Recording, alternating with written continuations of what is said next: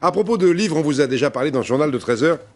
Il y a longtemps de ce phénomène des livres où chacun maintenant peut raconter sa vie.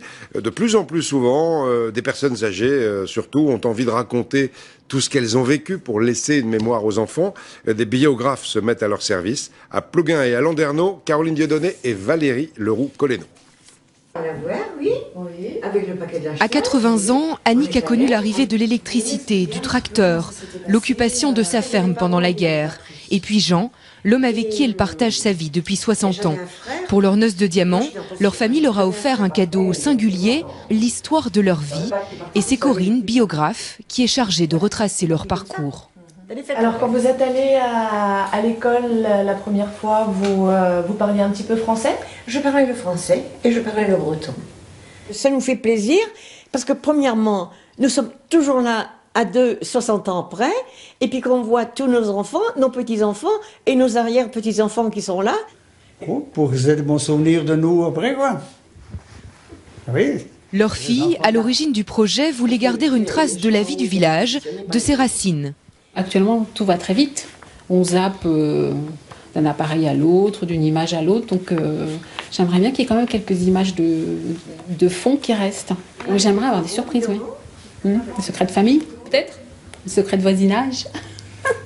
Vous aviez souvent l'occasion de vous rencontrer lors des fêtes foraines ou les pardons, peut-être? Ah oui, mais c'était que le dimanche, hein.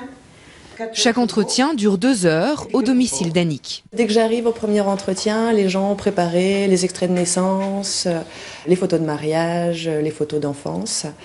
Et c'est vrai que ça m'aide non seulement les photos, mais le cadre de vie aussi. De retour à son bureau, Corinne réécoute et retranscrit les enregistrements.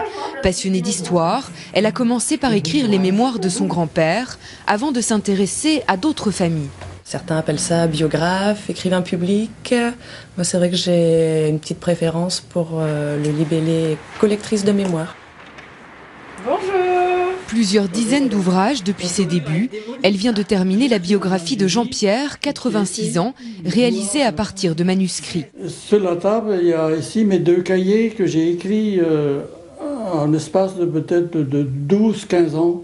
Et entre-temps, cette année-là, en 1960, j'avais commandé une 2 chevaux neuve.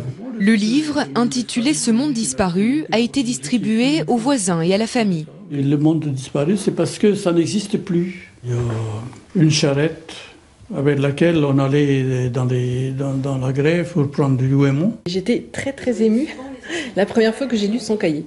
Je trouvais ça extraordinaire et puis c'était émouvant. Corinne s'est même liée d'amitié avec certains de ses clients. Un voyage au cœur de leur intimité pour la postérité. Collecteur de mémoire, un formidable métier pour préserver nos racines.